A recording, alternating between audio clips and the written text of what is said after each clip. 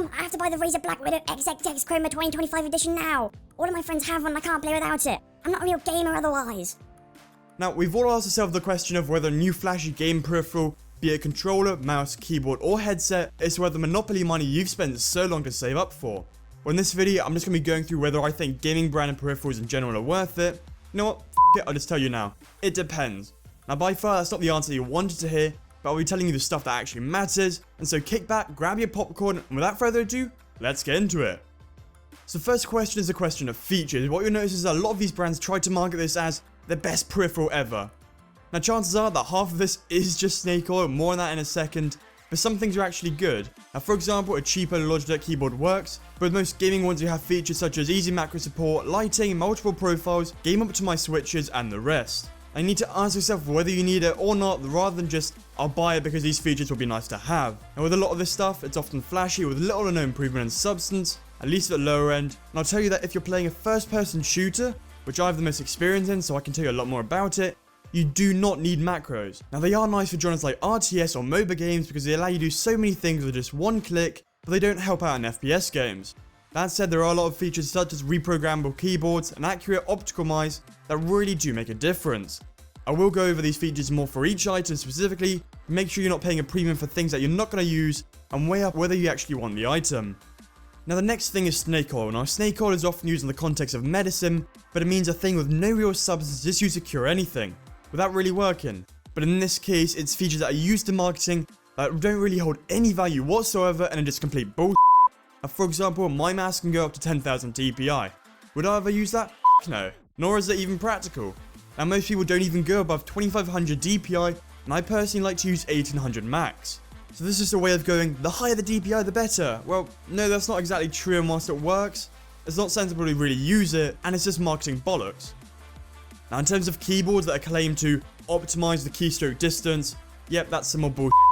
Yes, it does make it more sensitive, but no one wants it to be so hair-triggered to the point that a simple sneeze will push the keys. This is just more marketing baloney used by companies to make you think that less distance is better, and whilst it's certainly somewhat logical, it won't make any real-life difference.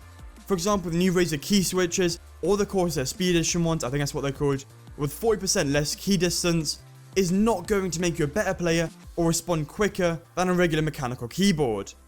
The next is headset, and that's basically like saying, it will make you hear footsteps better. Okay, sure, you've made it bassier. Razer actually suffers from this quite a lot, and the headsets sound like garbage.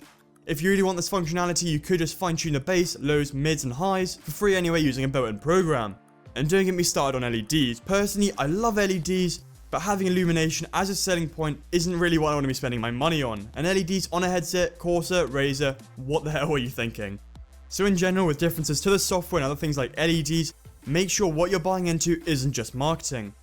Also, are you a casual gamer, so quite a simple basic user, or an enthusiast? This links into what you're doing outside of just gaming and also what sort of games you want to play and for how long. If you're someone who wants to get more involved into gaming, then it might be something to consider.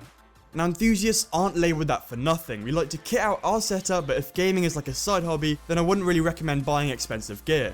Which leads me onto time itself. Now, if you play every now and again, then you probably won't want to invest any money into the highest end stuff unless you can obviously afford it, because otherwise it really isn't financially viable to spend money on things that you barely use or play with. However, time spent can be used as a way to justify buying it. I'll give you an example. Now, the keyboard you want to buy is £120. Now, to any sane person, that's really damn expensive for any peripheral in general.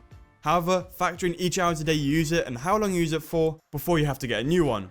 Now, it sounds ridiculous because you're probably thinking, you know, I don't know how long this thing will last. Well, lucky for you, I've already done all the maths for you. So let's say you're going to be on the PC for 3 hours a day, for 5 days a week, and then we'll imagine you use it for 3 years. Now, you might say, Proto, hold that thought because that sounds way too long. Well, for me, I've been using my headset for over 2 years right now, going towards 2.5 years, and it still feels great. So those 3 years is an underestimate, I guess, if the keyboard is quality. So with £120, you'd be paying £40 a year to use the keyboard if it lasts 3 years. Now, since there's 52 weeks in a year, we're going to be paying 77 pence a week to use it. So in total, we're going to be using it for 5 days, each day 3 hours, which is 15 hours in total. So lastly, we'll divide that number by 15 to get the final answer. And with this in mind, we get an answer of 0.051, which is roughly like paying 5 pence an hour. And that's nothing, you know. Hopefully I haven't lost you with the maths, and I'd be a bit worried if I did. The formula's on screen now so you can digest it a lot easier and apply it to your own scenario. Next, are you paying for the brand or for the product? I actually find this happens quite a lot in gaming and a lot of other things. Apple. But I have noticed that Razer do suffer from a lot of this as well. Based on how big the gaming industry is, you notice that a lot more aggressive advertising is selling a different picture to what the product really is. You need to take into account what you're getting and compare it to its competitors who might have a similar solution. The next is comfort and ergonomics. Now I can honestly say that this has greatly improved over the other peripherals, and although this is really subjective, a premium product, not specifically a gaming one though, have additional things such as wrist rests, more ergonomic mice, and better fitting headsets. So whilst you might not notice a huge difference in comfort between gaming or a productivity focused item, it's still better than vanilla and very, very noticeable. As for aesthetics and looks, yeah, I guess gaming ones do an alright job. Personally, I don't like the look of peripherals looking like a transformer, nor do I want to be blinded by the RGB lights. And chances are, no one's going to see it either besides you, so if you don't care, this is less of an issue. But many gaming products fall into the same trap of wanting to look futuristic rather than professional. I do like to have a more or less matching setup, but I think a lot of companies overdo it. Nowadays, this is more noticeable on cheap gaming peripherals, but yeah, it's up to you whether you think looking at function over form, form over function, or both. And this is where I'm going to go over the different types of peripherals individually. Now starting with a gamepad or controller. Now controllers are a bit of an iffy thing, with companies like Microsoft, Razer, Scuf, and custom controllers offering their own. But I've got to thinking of it like this. I would personally invest in a third-party controller if I were you, and that's your sort of thing. This does of course depend on the game you're playing, but getting one with back paddles, head triggers, and the rest will make a huge difference, and it certainly did when I last played console. Don't buy a modded controller though, that's just cheating. However, I do think that these types of controllers in general like Scuf are completely overpriced. On eBay though, in places like that, you can find people making them, making their own custom controllers, and heck, I even had one of them back in the day, and they're so much more affordable than their machine-made counterparts.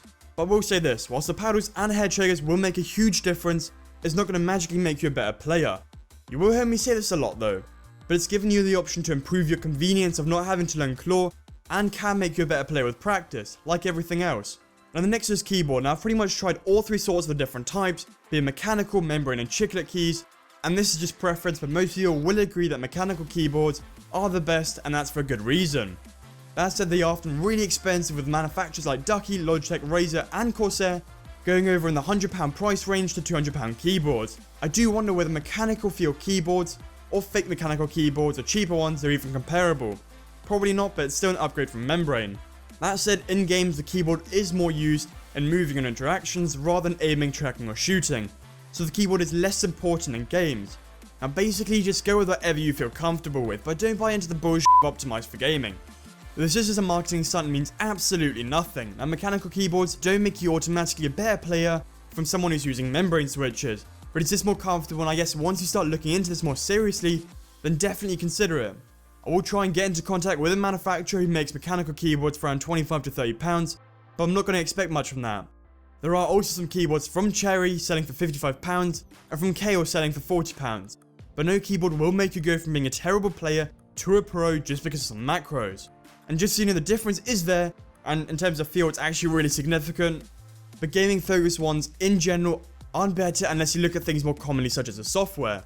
And now I'm going to go on to mice. Now I'm pretty sure this is the most heavily marketed one, with people thinking that DPI is the determining factor. And for a mouse, this could be a whole video in itself, but this is where I would confidently suggest you throw out your basic one for a decent gaming one. Not for the RGB lights, braided cable, but more because of the sensor and the keys on the side. A gaming mouse itself isn't worth the money, but a mouse with a good sensor, lift off distance, grip, and thumb buttons is worth it. Don't be worried too much if the mouse is labelled gaming or not, just find yourself a decent high quality mouse that you like. As for the question of optical mice versus a laser mouse, it's something people have debated about for the end of time, but quite honestly the difference is really insignificant, if they're both somewhat good quality. I have used both, I do prefer optical though, and I just want to throw that out there, and a proper mouse is something that would definitely be worthwhile and will pay its dividends. And if you can, go into a shop and try them to see which one feels most comfortable, because that's a huge deal. If not, just use the Amazon return system, order 2 mice or so that you like, and return the one that doesn't meet your expectations. Trust me, if you're looking to upgrade any one of these peripherals, go for the mouse, be it gaming or one with a good sensor. I just want to mention one that doesn't get a lot of outside attention, but that's the Tech Syndicate mice. They're supposedly really good, but whilst they don't feature side buttons, a software or things like that, the sensor is absolutely excellent. That, and it's actually pretty cheap. And just in general, sensor and comfort is what most of you should be focusing on anyway. Now for a headset, I'll just tell you straight up, do your best to avoid buying gaming headsets. The majority sound like arse, with the mic sounding like you've swallowed it. Gaming headsets are often overpriced to hell, and I say that the sound quality for a lot of them is garbage. Often it's the bass that's completely overinflated, and not only that, but many are made out of such cheap materials, such as my Turtle Beach ones that I had several years ago, that they just fell apart in months. Now if you do want a good headset, choose ones that are either regular, or look into one that has great reviews, and then if you have more money to spend, get a pair of studio headsets. Pair that with a lav mic and you'll definitely sound 100 times better. And whilst I'm really happy with my Astros and I would highly recommend them, pretty much all other ones just aren't worth it. As for other peripherals like mice or monitors, just get a good mouse pad, they often aren't that expensive, and popular ones that are like SteelSeries, Razer Goliathus, which is the one I use, and Corsair to name a few. And with a monitor, ones that are targeted at gaming tend to have really low response times and or higher refresh rates, which if you're interested, check out the card above in the corner of the screen now. The other things are such as Black EQ that BenQ offers, and to me this does make a difference, but it comes to a point where you're literally paying a premium for features that are really insignificant. So just don't buy into that marketing bollocks and decide whether the price justifies the product. And so that's the end of it. Pretty much anything labelled for gaming besides GPUs and occasionally mice should be looked at with a degree of skepticism. More often than not, game peripherals do have a pretty noticeable markup in price and often prioritise flash over substance. But yeah, I'm glad you've watched all this way till the end, and if you've enjoyed then I'm sure you'll like all my other videos, and so subscribe for that if you want to stay up to date with them. Share this video and let's bring more attention to the question, and give this video a like if you have enjoyed. If you didn't, I'd love to hear why, so comment down below for that, and I really want to hear what mouse and keyboard or headset you guys are using. I'll see you in my next video. Until later guys, this is Proto, adios! Back from the dead.